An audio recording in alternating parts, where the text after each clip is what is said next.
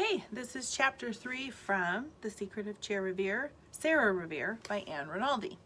Chapter 3, this section is called Boston. If what people think matters, then my father met Rachel in the street outside his shop and brought her home. And when George Robert 12trees Hughes stole a piece of roast veal from the larder when he was inoculated for the pox back in 1764, he should have died from the eating. For to eat meat after inoculation is to invite death. And Phyllis, slave wife of slave Mark, was strangled before she was burned at the stake years ago for her part in poisoning her master. These are the tales they tell in Boston. The things they think are true. The tales grandmother keeps alive. But what is true is that Phyllis was not strangled first. She was burned alive. George Robert 12trees Hughes recovered from inoculation faster than others for eating meat. And my father never laid eyes on Rachel Walker until Paul and I brought her home. Our mother died in May of 73, 5 months after birthing Isana. God brooded in our house. Isana was always sickly. My father went about his business as if someone had put a curse on him, saying, "Bad says to Paul Revere." He curled up inside himself. Evenings when he wasn't at North End Caucus or the Masons, he was with Dr. Warren, who was himself a widower, with 4 young children in the care of their grandmother in the country. Warren oftentimes came to our house on the way home from a sick call at night. The 2 men were as unlike as day and night, but they belonged to the same political clubs and were friends since the Stamp Act days. They'd worked together in Benjamin Ade's Gazette office at the time of the Boston Massacre. All the leading Whigs in Boston were married. Both widowers now, Father and Dr. Warren, shared many a mug of flip at the salutation after meetings were over. We children were left to grandmother's iron rule. She made us work hard, sweeping, polishing, carrying, scrubbing. She even blamed us for Mama's death, saying if we'd tended to our chores, Mama would not have died. We could not abide Father any more as he was. We could abide grandmother less. If we had to grow up under her, we would all perish. She was as mean as a hornet, and there was no accounting for it. She had the best room in the house, her own cordwood, her cooking rights, and pots on the hearth that no one touched. Her own gooseberry bushes in the yard that we dared not dry our clothes on. I was 11 that year, Paul 13, Mary 9, Francis 7, Elizabeth 3, and Debbie 15, and already running with Amos Lincoln when his master, the carpenter Thomas Crafts, let him run. Grandmother could not keep a rein on Debbie, not even if she did not even wish to. If we didn't find a mother soon, Debbie would have to marry Amos and likely be brought to bed of a child 8 months after, as Mama had done with Debbie herself. And while that was no great scandal in our time, Debbie was not Mama. She was young and silly and didn't know what she was about. I'd seen Debbie and Amos beside Father's new barn one night, that summer of 73. Debbie was leaning against her. Amos was kissing her. He had his hand under her dress. "I'm going to tell Father," I'd yelled at her after an abashed Amos had left. She laughed. "You do, and I'll tell grandmother you were talking to Agnes Siraj in the market last week, bringing yourself down to the level of a lowly scullery maid. She's Lady Franklin now. She's been that for years, and she's a neighbor. She'll always be a scullery maid. If anyone is bringing her down to such a level as you, Debbie, what would Mama say?" She gave me a hard look. Mama's gone, but there were tears in her eyes. "All he cares about is the silver coffee pot he's making for Paul Dudley Sargent." She meant Father. "He cares about us. He's just brooding." I hated Debbie and loved her all at the same time. Many a day I ended up doing her chores while she ran the streets, so little Francis or Mary wouldn't have to do them.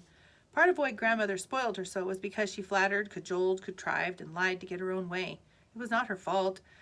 She had learned it was the way to survive with the old lady after Mama died. Things were not good in our house. I knew I must do something to bring Father out of his shell, but what? The night after I'd argued with Debbie, Paul and I were playing in the streets after our curfew. We were spying on Reverend Barnard. Barnard was all over 80. He owned the house next to ours. All year he lived in Marblehead, but on his birthday he came to sleep in the house where he'd first drawn breath. His birthday was the 27th of August. People said he had uncommon powers, and he came home to invoke the spirits of the dead in that empty house. All the children in the neighborhood spied on him, but none were allowed to stay up late enough to find out why he burned candles all night. It was a hot night, smelling of sweet wood smoke in the sea. The little ones were abed. Debbie was out with Amos. Paul and I had sneaked out, determined to stay as far into the night as it took to see what old Barnard was about. Paul was standing on some barrels, peeking in Barnard's side window. "What do you see?" I asked. I stood watching the alley. He's mumbling over a book and cooking something on the hearth. I think it's Eye of the Newt. Paul had a quick mind. He was always fancying tales. He took after our French Huguenot father. Likely it's barley water. I had the Yankee mind like Mama. Wait a minute. He's not mumbling. He's talking to someone. Who? I don't know. There's no one in the room with him that I can see, but he's having a lively discussion. I felt a chill. Ho there, children. What are you doing there spying on that old man? And why are you out after curfew? It was Mr. Shaw, the tailor, in his blue coat and best wig, sporting his gold cane. You're Paul Revere's brats, aren't you? Well, we'll see that what your father has to say about this. Get down from that barrel there, you. Paul scrambled down. Now come along. Shaw grabbed Paul roughly by the arm. I'll see you to your front door. My father is out, I said quickly. Well, your grandmother will do. She still knows how to wield a switch, I hear.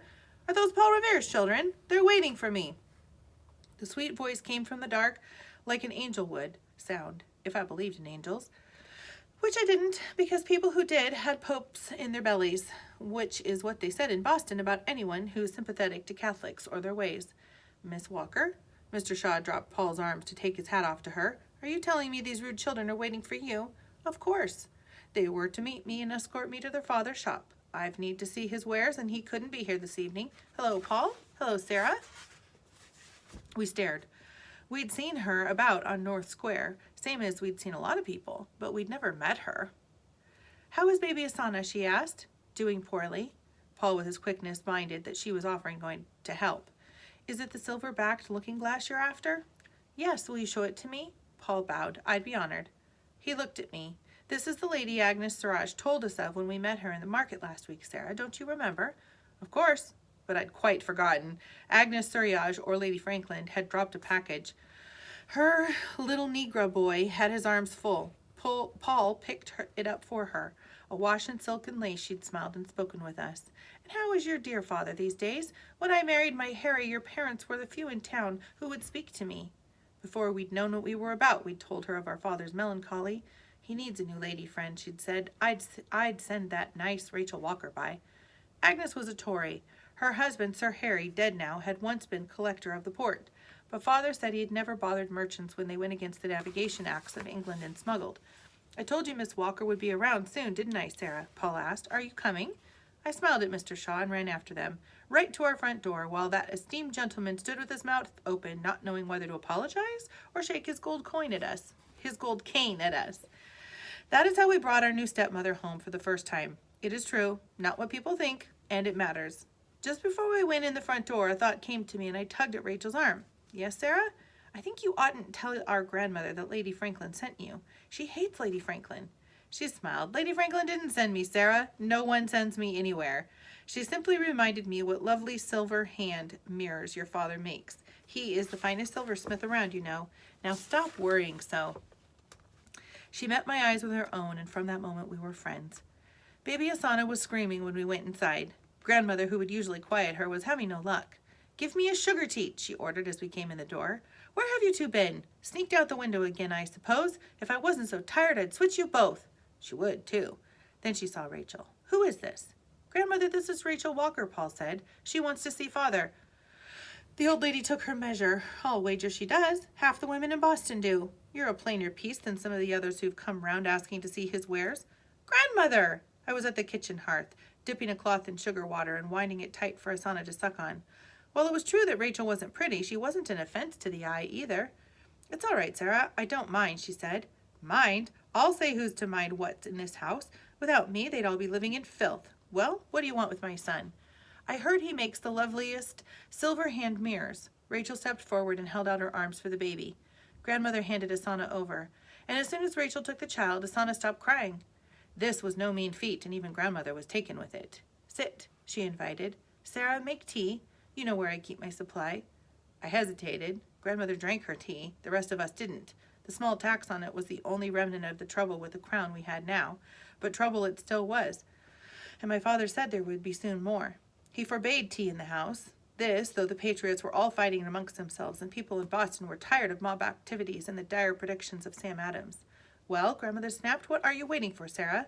Mayhap Rachel doesn't drink tea, I said. Nonsense. Everyone drinks tea these days. Everyone's importing it. Even John Adams. He's gone back to Braintree, Paul put in. What? Grandmother asked. Who cares where he goes? Good riddance to him, I say. Him and the Hancocks. Everyone knows they made their money through smuggling. And oh, I could tell you things about young John Hancock's Aunt Lydia. Now, do you take tea or not, Rachel Walker? I saw the trap. So did Paul. If Father came in and found Rachel drinking tea, he would take an immediate dislike to her. But she'd offended Grandmother if she didn't accept it. Of course I'll have tea, Rachel said brightly. I love a good cup as well as anyone. Either the woman had decided it was better to cozy up to Grandma, as she was completely ignorant of my father's activities. She started to sit down. Not there, Grandmother snapped. That's my chair. Rachel stared at her for a moment and then spoke softly. It's by the window. I thought the cool, fresh air would soothe the sauna.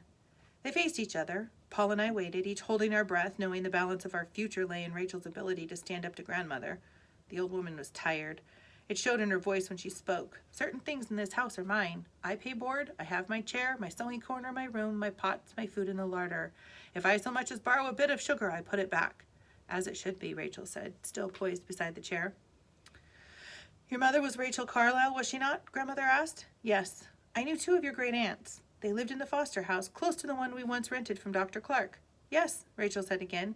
And your people helped found the colonies. Your great-grandfather was fined in court for speaking against the government. That would be Thomas Dexter, yes, back in 1632.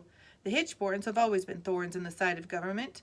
Grandmother was proud of that, but not proud enough to give up her tea. You've been given a good education, I hear. How old are you? She asked Rachel. Old enough to know how to care for a babe such as this, she said, and to see that you need a spell of rest. Umph, Grandmother said. Are you getting that tea, Sarah? Yes, Grandmother. Well, the baby seems in good hands. I'm going to bed. You may sit in my chair, Rachel Walker, for tonight. Rachel sat, and she was still sitting there holding a sleeping Asana, sipping her second cup of tea when Father came in half an hour later. He took no note of the brew she was drinking. His eyes went soft when he saw her holding his baby. He patted Paul's head and then mine, then called us lambs and sent us to bed. I believe that when Asana died in the middle of September, Father would have come completely into the grip of melancholy if not for Rachel. He married her on the 10th day of October, but first he courted her proper-like. He even wrote her poetry. I found one of those poems written on the back of a bill in his shop. I loved Rachel because she made Father come alive again. She pulled him free from the grip of darkness that surrounded him. And because she was the first person Grandmother couldn't ride roughshod over. Rachel gave the old woman her place in the house, but she wouldn't be bullied. She never sat in Grandmother's chair again. Peace came to our house. As it should be, Rachel told us. But peace didn't last. And I didn't trust it.